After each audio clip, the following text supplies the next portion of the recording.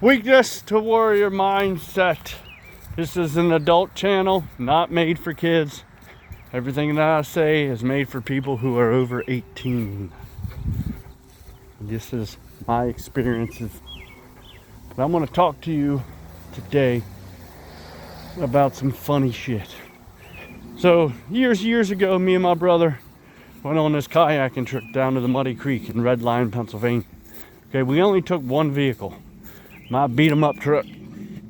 Now mind you, we've been there before and we had shuttles.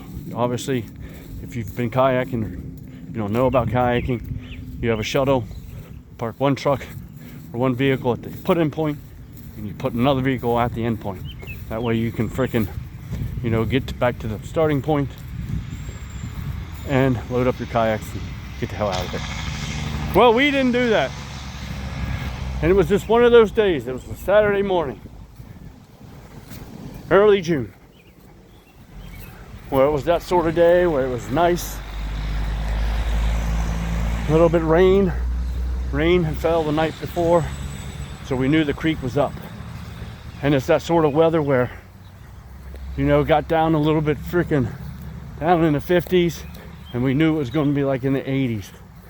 So the water in the creek was still a little bit warm, and it has that nice fog over it. You know what I'm talking about. That nice little fog, the smoke on the water. Burr, burr, burr. And it was a partly cloudy day, kind of like today. A little bit overcast. One of those days where it's not too hot, but not too cold. So we get there, and the creek was running at the right level. So we're there, and we park my truck, we get the kayaks out. Now mind you, seasonally, this freaking creek sucks. Because if you're there and it hasn't rained, some of the parts you're going to be walking. Because it's so low that you're going to be scraping bottom. But that wasn't the case this day. There's probably class 3 rapids. So those are always good. So we get there, we put in the freaking thing, and we start kayaking. Hitting some rapids, getting the water up in the face, just having a good time. Good old time. Sun's up, the fog on the water is lifted, and we're just enjoying the day. Enjoying the freaking kayak.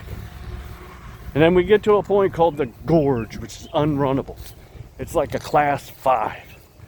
Like, you have to freaking shuttle around it, or you have to portage, as we would say. So we get there, and there's some other kayakers that are ahead of us, obviously. And if we'd have been smart, we could have said, hey man, can you shuttle us back? But we didn't. No. We made the dumbass idea to stop at the gorge and return on foot. Okay? Yes, return on foot. Probably about 2.5, 3 miles. Okay? Well, the bad part about that is obviously my brother was dumb and he was in flip-flops. But we had to drag those damn kayaks back the entire time. The whole 3 miles. This wasn't freaking flat terrain, and this wasn't freaking readily accessible terrain, so there was like no freaking path. So at times we had to freaking make our own path. We had to go through mountain laurel and shit, up hills and down hills. And there were times that we carried it on our shoulders, we drug it. One of us was at the front, carrying the front, the 2 handles on the front, and the other one was carrying the handles in the back. Believe me, it sucked. And the reason why I brought up the whole freaking flip-flop thing is because you don't go hiking in flip-flops, especially dragging kayaks. So let me tell you, the one who went with the freaking flip-flops, who started the kayaking trip with the flip-flops, he obviously didn't end up back at the truck with both of his flip-flops. I can tell you that. I can tell you that. It sucked. Now, mind you, this was back when I was freaking smoking cigarettes and smoking pot, so you know that didn't help freaking matters much. Well, we both smoked, so like, you know what I mean? I can tell you, we went through some J's and some cigarettes walking that path, dragging them kayaks, which made it absolutely worse because we were high, out of breath, sweaty. Know what I mean?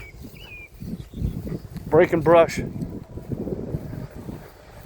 Just doing all kinds of stuff. Resting. It took us obviously longer to get back to the truck than it did for us to kayak down the freaking thing. And when we told the dudes, like, hey, we're gonna go back. They're like, you're gonna do what? Like, yeah, we're gonna walk back. They're like, you can't. We're like, well, we don't have a fucking choice, dude. We didn't bring another shuttle, so we can't shuttle back. And obviously they didn't offer. So that kind of, you know, erases the point where I said maybe we should have asked them. But we did it anyways because we were determined to get back. There was a point at which we were like, fuck this shit. Let's just leave the kayaks here and just freaking walk back. And I'm like, no dude, we fucking rented these, so these aren't ours. And even if they were, I did own them, or we owned them. There ain't no way I'm leaving a freaking $800, $900 kayak in the freaking woods. I mean, I highly doubt anybody would have stolen it because they'd be like, there's a kayak back in the woods. Like, you want to drag it up? They're like, hell no.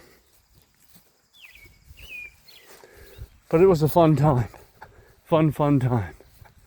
So, by the time we got back to my truck, my brother had lost a freaking flip-flop. Okay? My shirt was torn. I had leaves and sticks in my hair. At one point, once we got there, we were up on this hill and we could see the road down. And it was a pretty steep hill. And we got the bright fucking idea. You know what? Let's not drag these kayaks down this hill. What do you think we did? No, it's not what you think we did.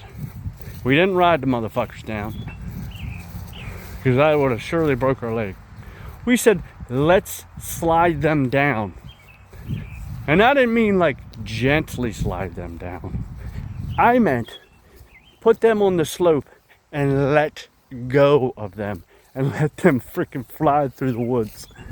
I'm telling you, these weren't the freaking barrel rolled sort of kayaks. They had the flat plane on the fucking bottom. So, as soon as we let them motherfucking kayaks go, dude, those things shot straight down that fucking hill, up over logs, in around trees. One got to the point where it was going so fast that it hit this freaking log and the nose of the kayak got wedged in the freaking log. I mean, obviously it wasn't a freaking fully live log, but it was partially dead. So it got wedged in there. Now mind you, we didn't think it was going to be like this. We didn't think they'd go that fast. And we didn't account that the road was right there. So we didn't account for, once they got enough speed and they kept going, they'd have fucking flew right out on the road. And any bypassers or bystanders or people riding a bike or walking or driving, I'm sure there could have been some damage, some liabilities, some legal actions against us. But lo and behold, thank the Lord, and none of that happened. So that was pretty much my story about kayaking with my brother and making dumbass mistakes. So, with all this, there is a moral to this story. Actually, two morals. If you're gonna go kayaking, and you don't have a shuttle, don't go fucking kayak. Number 2, don't think that you're man enough to drag a kayak for 3 freaking miles in the woods and come back freaking safe and sound with all your belongings.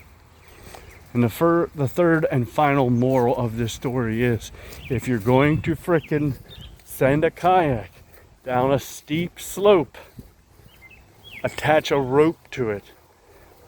That way you can have control of it. So it's not like a freaking flying missile from hell out of the woods. And people are like, what the fuck? Freaking goddamn kayak flew out of the woods. So that's just a funny story for today. I'm sure I'll make some more of these. But I just want to say, you need to get up off the couch and start your journey from weakness to warrior mindset.